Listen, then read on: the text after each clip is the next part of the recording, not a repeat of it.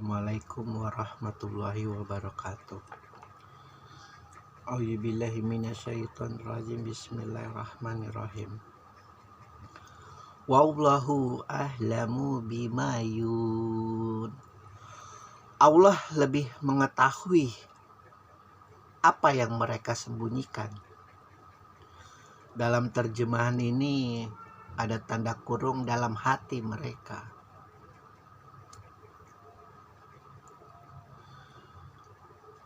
Karena dia pencipta manusia, karena dia pencipta jin, karena dia pencipta malaikat, karena dia pencipta alam semesta.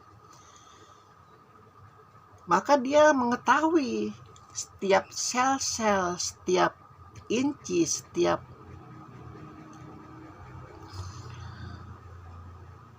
apa yang ada di dalam tubuh ciptaannya. Jadi meskipun pada saat di hari penghisapan itu mereka tidak mengakui kejahatan mereka, mereka tidak mengakui kejaliman mereka, mereka tidak mengakui penindasan mereka, mereka tidak mengakui kemaksiatan mereka. Namun Allah lebih tahu apa yang mereka tidak ketahui itu. Jangankan di hari penghisapan, pada saat ciptaannya ini masih hidup pun, dengan segala keputusannya untuk menjauhi Allah, untuk keputusannya menjauhi penciptanya, Allah paham betul apa yang sesungguhnya ada di balik hati mereka itu, kesombongan mereka itu. Puncak dari kejahatan manusia adalah kesombongan, dan puncak dari kesombongan adalah tidak mau bersujud kepada Allah. Sudah tidak mau bersujud kepada Allah dalam bentuk syari, artinya sholat pun tidak mau bersujud kepada Allah dalam bentuk amali, tindakan-tindakannya di dalam kehidupan masyarakat. Apalagi tidak mau sujud dalam bentuk hakikat, menafikan keberadaan Allah. Jadi segala kekayaan, segala kenikmatan, segala kesuksesan yang dia raih itu betul-betul dia merasa dirinya adalah perjuangan dirinya sendiri.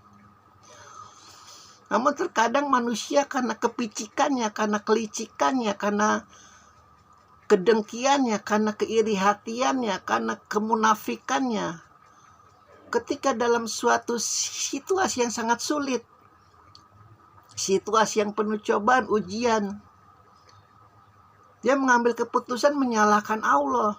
Namun ketika dia dalam meraih puncak kesuksesan, dia merasa dirinya itu adalah hasil usahanya sendiri.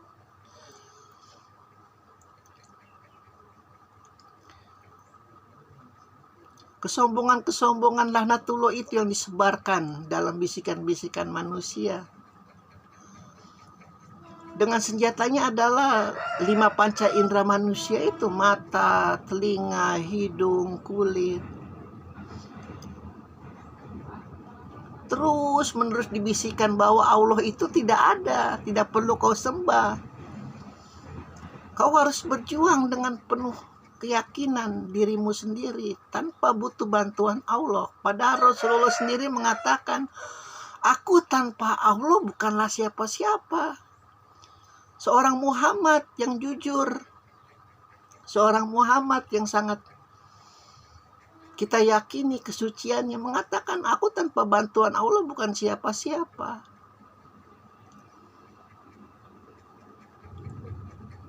Aku tanpa bantuan Allah mungkin ya hanya seorang manusia yang tidak mempunyai apa-apa, kecerdasan apa-apa, tidak ada apa-apa.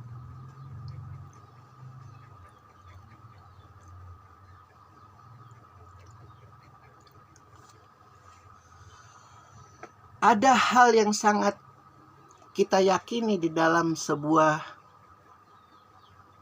kebiasaan, bahwa apa yang kita sembunyikan itu selalu bersembunyi di dalam hati.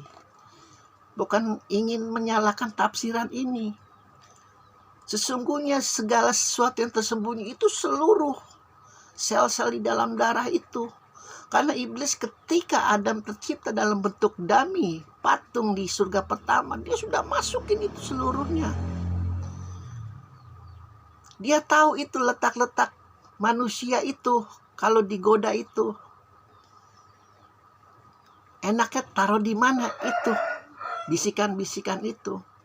Apakah di kelaminnya? Apakah di matanya, apakah di hidungnya, apakah di telinganya, apakah di kulitnya, apakah di jantungnya, apakah di hatinya. Allah bukan mengetahui apa yang ada di dalam hatimu saja, bukan. Seluruhnya. Apa yang iblis ketahui itu adalah hanya sedebu, yang Allah lebih tahu apa yang, ya kan Allah yang menciptanya. Jadi begini ya, seseorang mencipta sebuah mobil, ada seorang jenius mengoprek-oprek mobil itu. Sejenius apapun dia mengetahui mobil itu, dia tidak tahu apa-apa dibanding orang yang mencipta di awalnya itu. Jadi bukan hanya di dalam hati saja Allah mengetahui manusia, itu di seluruhnya. Di akalmu, di ambisimu, di nafsumu. Banyak tafsiran-tafsiran yang mungkin karena kebiasaan, karena faktor kebiasaan, jadi dari umum diambil yang secara khusus saja sih, ya sudah di dalam hati saja terminalnya. Padahal tidak. Allah mengetahui apa yang ada di dalam setiap inci sel tubuhmu.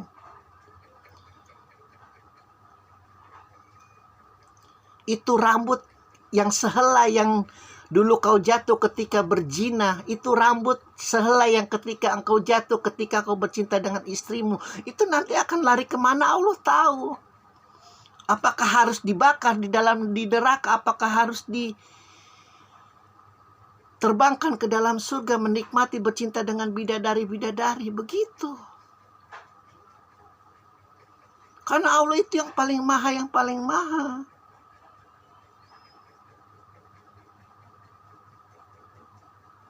Karena dia sang maha pencipta. Dan iblis dengan bisikannya adalah mensegerakan tujuan-tujuan itu, padahal tidak. Dia hanya bermain tipuan. Tidak ada seseorang yang memiliki keberhasilan dari mencurangi orang lain, tidak ada. Banyak pengalaman-pengalaman di sekeliling kita.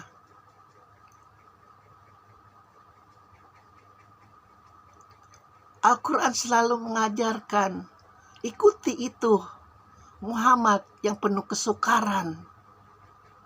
Jangan kau ikuti itu iblis godaannya.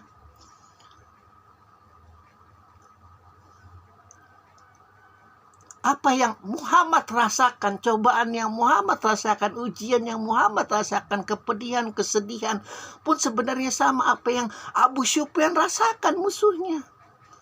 Sama kepedihan, kesedihan, karena melihat risalah Muhammad menghabiskan itu risalah dia dalam menyembah berhala. Namun ganjarannya berbeda. Ganjarannya berbeda.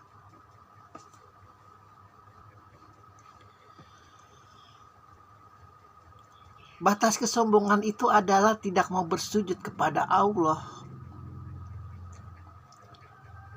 Pun kalau kita memang orang yang malas, jangan kita lanjutkan lagi dengan tidak mau bersujud dalam bentuk sosial. Menghalalkan segala cara untuk mencapai tujuan. Karena Allah tahu apa yang manusia sembunyikan dari setiap ujung rambut sampai ujung kaki. Alhamdulillahirabbil alamin.